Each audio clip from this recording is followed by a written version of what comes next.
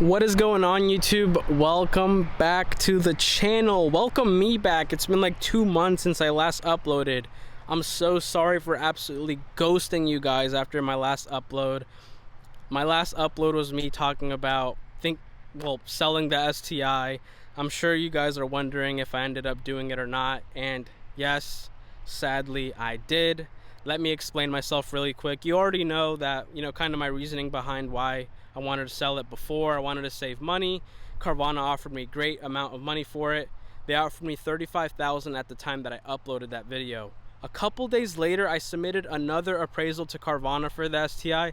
They offered me another $1,000. They offered me $36,000 for the car. At that point, I was like, you guys can take it. I can always get another STI. I'm never gonna get this much money for the STI ever again. What do we got going on over there? We got some hot boys over there. But anyways, the STI, it was a great investment.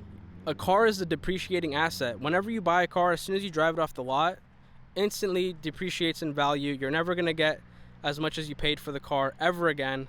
But that wasn't the case with the STI right now. The used car market is so crazy with COVID and everything. There's short supply of cars, there's high demand. So car values have gone up. I had the STI for a year and a half. I put 15,000 miles on it. I was able to upload a lot of content. I was able to enjoy it, to have fun, to experience one of my favorite cars on the market.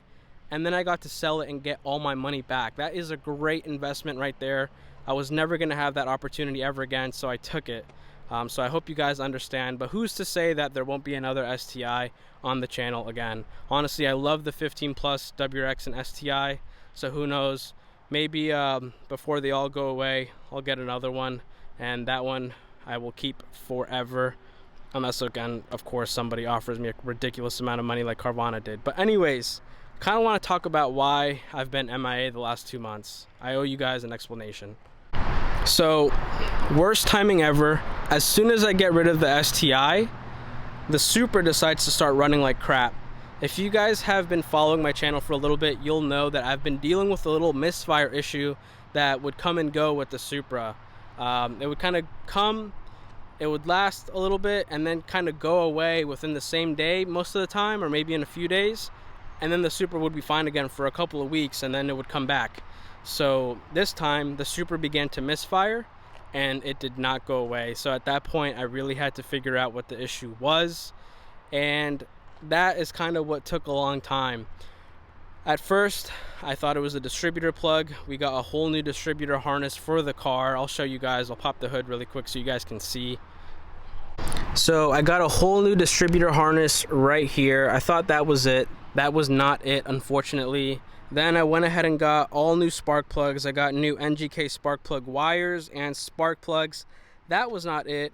And then as we're trying to diagnose the issue, me and my buddy Nate over at Curio Garage, by the way, he was the absolute biggest help ever throughout this whole thing. For the last month and a half, he went above and beyond trying to help me get the car back up on the road. So huge shout out to him. He specializes in suspension work, rolling fenders, installing coilovers, and air suspension. So if you are in the DC, Maryland, Virginia area and you need help, make sure to check him out down below. I'm going to put his information in the description. But yeah, we went ahead and did that. And then as we're trying to diagnose the misfire, we're coming across other things on the car that need attention. So we noticed that there was coolant leaking into the valve cover. So that's why I got new spark plugs in the first place. Then we noticed a couple of other little coolant leaks here and there, a couple of oil leaks in the upper oil pan and stuff like that. So those are things that I still need to take care of. One thing that this car has bad is all of the little harness plugs in the engine bay. So like these little harness plugs right here, they don't clip on as they should. They kind of just slide on and off. So that could cause connectivity issues. So we went ahead and started unplugging all of them to see if it would make any difference with how the car was running. We got to the injectors. We were unplugging and plugging back in all the injectors, and all but one made a difference in the idle. So that kind of let us know that what was causing the misfire was a bad injector. Luckily, that's all it was. So I went ahead and just got some refurbished injectors on eBay. So luckily it wasn't anything too crazy or expensive. And now the Supra is back up and running. And unfortunately, that's kind of how it goes with these old 90s cars. A lot of the times it's the smallest little thing that causes the car to start running like crap. and then it's a pain in the butt to go ahead and find what the issue is in the first place. But I'm just happy that we were able to get the car back up and running, and we can enjoy the rest of the car season, you know, knowing that the car is not going to have that misfire issue anymore. It was the most annoying thing ever. Driving the car with that misfire was absolutely just the worst experience. It was the worst time ever. It would put me in the worst mood ever. I could be having the best day, and as soon as the car started misfiring, I would just be so pissed off. It would kill my mood. So I'm just happy that we were able to get that figured out. And I'm also happy that I'm able to upload again. You know, it was the worst timing ever not be able to upload any Subaru content. Then the Supra was down, so we weren't going to car meets or anything like that. But we are officially back. We're like 10 subscribers away from 10,000, which is absolutely crazy. Even if I wasn't uploading, there was still people subscribing. So sorry to you all that subscribed to the channel and, you know, didn't get any new content from me, but we are officially back. If you're watching this and you're not subscribed just yet, make sure to subscribe down below. Right now, no more Subaru. It's just the Supra, which, I mean, I still love this thing, but man, dealing with old cars is such a pain in the butt. I'm used to having new cars. I had the Civic Si, I had the Focus ST, I had the WRX, I had the STI, all brand new, right off the lot, first owner. Now I'm dealing with the old 90s JDM car that was imported. These cars are neglected.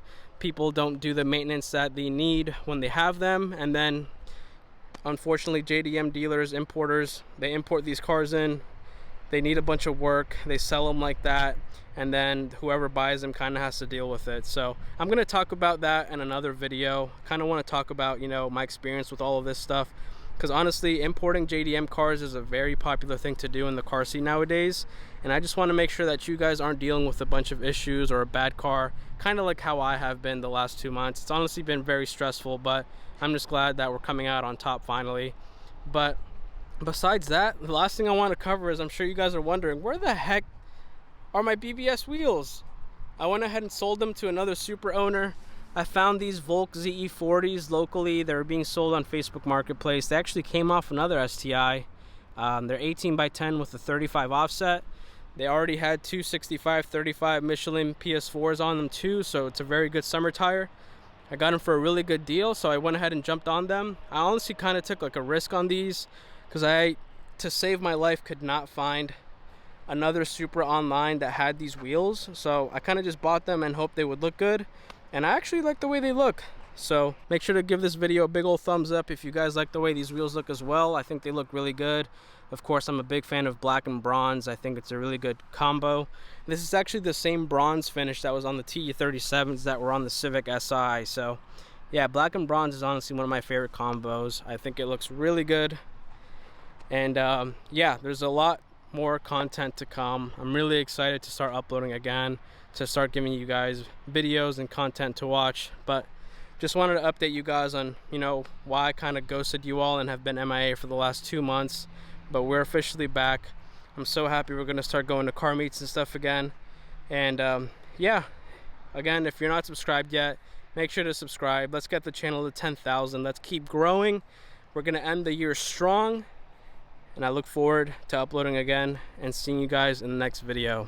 Thank you guys so much. Peace.